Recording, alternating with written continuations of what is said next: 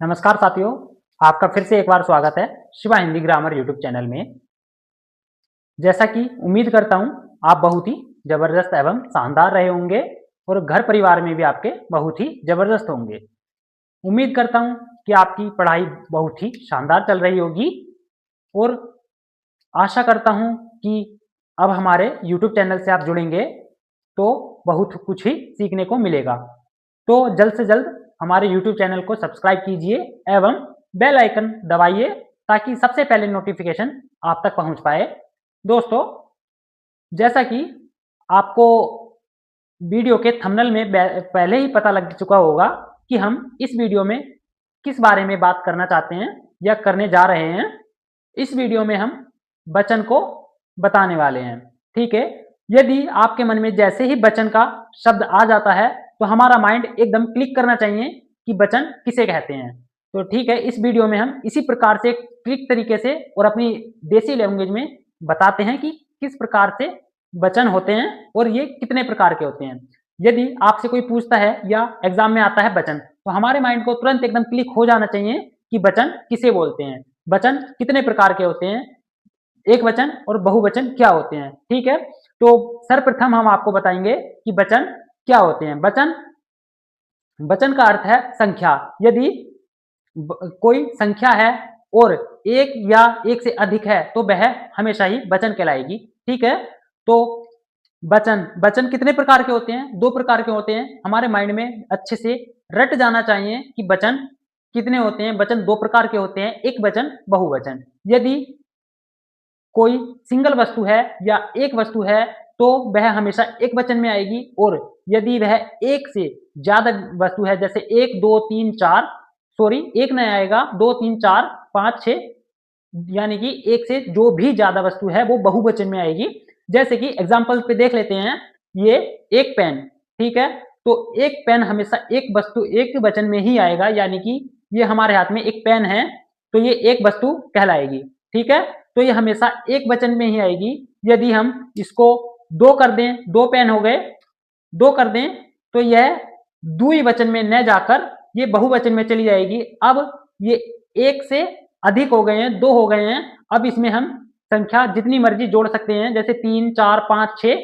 यदि इस वक्त हमारे पास तीन है तो यह बहुवचन में कहलाएगी, और यदि एक है तो एक वचन में आएगी। जैसे कि एक कलम है तो जैसे कोई शब्द आता है कलम, यानी कि कलम शब्द आया तो हमेशा ये एक वस्तु में जाएगी। और कलम, यदि एग्जाम में आता है कलम तो कलम एक वचन में आएगी। और यदि एग्जाम में आ जाता है कल में, यदि इसमें कल में आ जाता है, एक ही मात्रा लग जाती है अय की, तो यह बहुवचन में आ जाएगा। ठीक है, कल में, तीन कलमें हैं तो ये कल में हो जाएगा। यदि सिंगल कलम है तो ये कलम हो जाएगा। ठीक, सिंगल कलम एक वचन में और एक से ज्यादा कलम बहुवचन में। ठीक है, उसी प्रकार व्यक्ति का है। यदि एक व्यक्ति है तो वह एक वचन में आएगा, और एक से अधिक व्यक्ति है तो वह हमेशा बहुवचन में आ जाएगा। ठीक है दोस्तों, बहुत ही सरल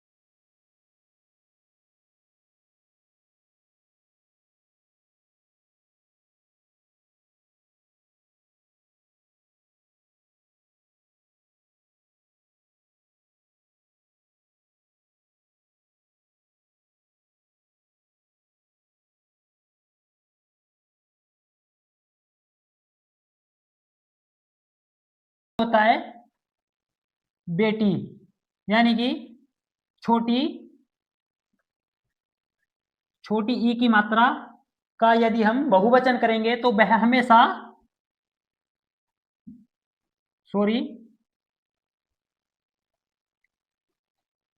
बेटी, इसमें भी यह नियम लागू होता है। यदि हम छोटी ई की बड़ी ई की मात्रा का बहुवचन बनाएंगे तो वो हमेशा से ही छोटी ई की मात्रा में कन्वर्ट होता है, जैसे कि बेटी का बेटियां हो जाएगा। प्यारे साथियों, वचन का दूसरा भाग देखते हैं, बहुवचन। बहुवचन पहले बताया था कि यदि एक से अधिक संख्याएं होती हैं तो वह हमेशा बहुवचन में ही प्रयोग की जाती हैं। तो इसकी परिभाषा देखेंगे।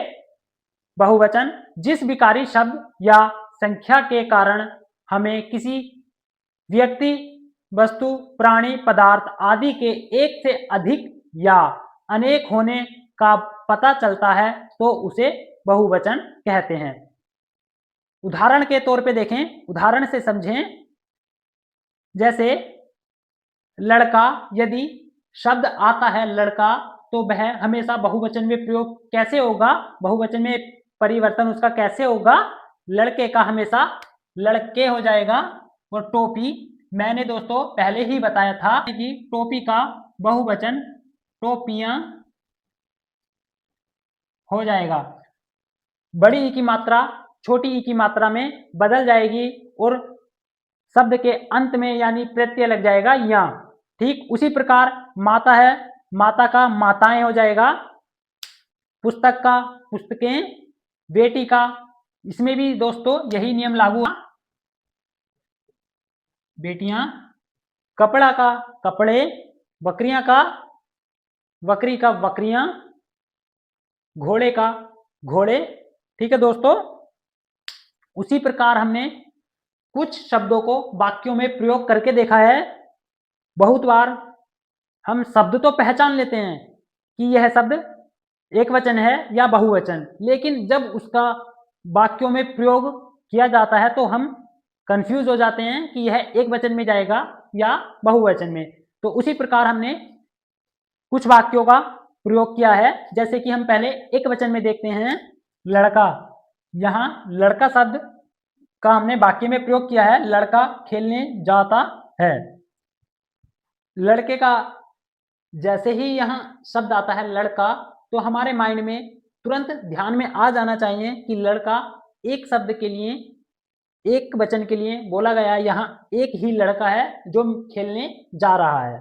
दूसरा लड़की, लड़की भी एक वचन में ही है, लड़की खेलने जाती है। गाय घास खाती है, गाय भी एक ही वचन है, गाय की संख्या एक है तो हमेशा से ही वो एक में ही प्रयोग की जाएगी, गाय घास खाती है।